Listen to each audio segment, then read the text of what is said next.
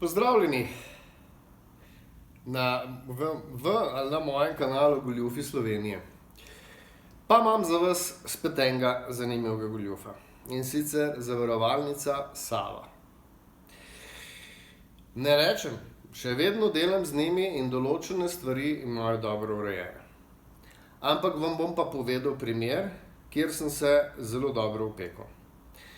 In sicer sklenil sem zavarovanje za mobilni telefon, ki vsebuje tudi krajo in vse ostale stvari takrat. To je bilo še malo nazaj, v času, ko dejansko to zavarovanje še ni bilo tako popularno za mobilne telefone. No, in ta telefon so mi ukradli na Tajskem v hotelu. In prinesel sem jim zapisnik, ker tako tudi zahtevajo, torej zapisnik od policije, da je bil telefon ukraden in kako se je pač to zgodilo.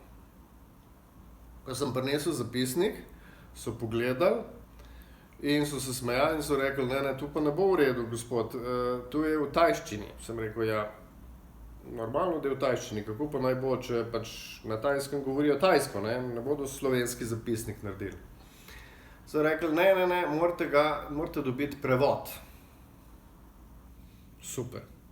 In začnem jaz iskati, bi rekel, in najdem nekoga, ki je bil pripravljen narediti prevod. Ampak najbolj zanimivo je, da oni so zahtevali uradni prevod. Mi pa uradnega prevajalca nimamo. To pomeni iz tajščine v slovenščino se tedaj, in morda celo še sedaj, ne da dobiti uradnega prevoda. Torej, sem mogel najprej narediti uradni prevod iz tajščine v angleščino in nato še uradni prevod iz angleščine v slovenščino.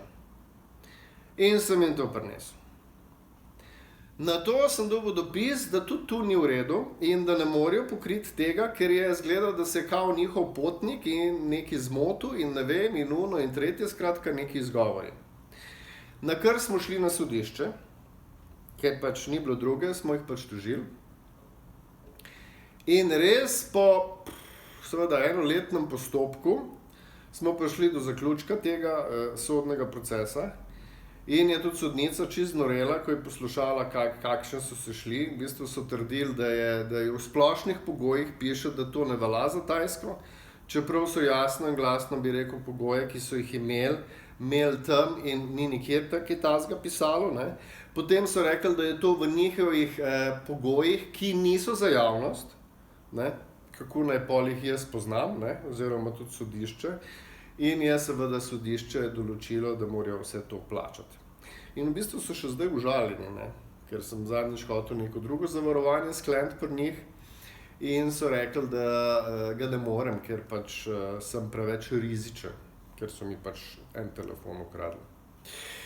Skratka, merkajte zelo pri zavarovanjih, ne, tudi, bi rekel, ni samo zavarovalnica Sava. Jaz bi rekel, da kar marsikatera zavarovalnica vam proda marsikaj, ampak na žalost zelo redki gremo ali pa greste pogledati, kaj ste kupili in se posvetovati in pred, bi rekel, zahtevkom in vsem tem se s kom pogovoriti, mogoče celo z odvetnikom včasih, če so kakšni večji zahtevki.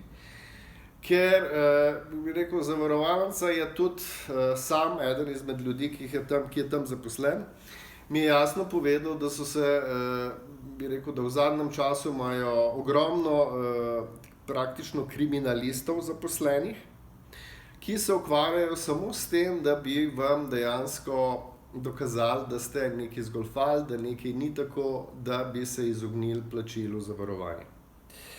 Tako da bodite previdni, predvsem, bi rekel, pri zavarovalnici Sava,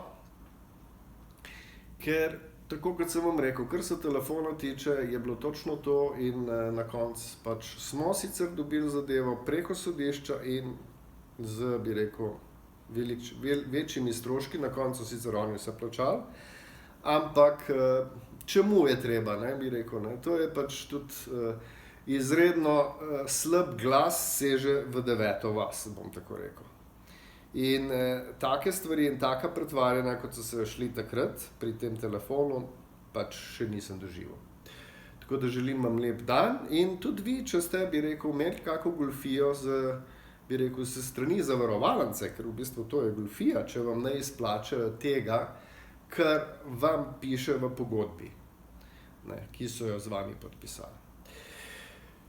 Tako, lepo pozdravljeni, če hočete kaj več, Goljufi Slovenija je kar nekaj gor, jih lahko najdete.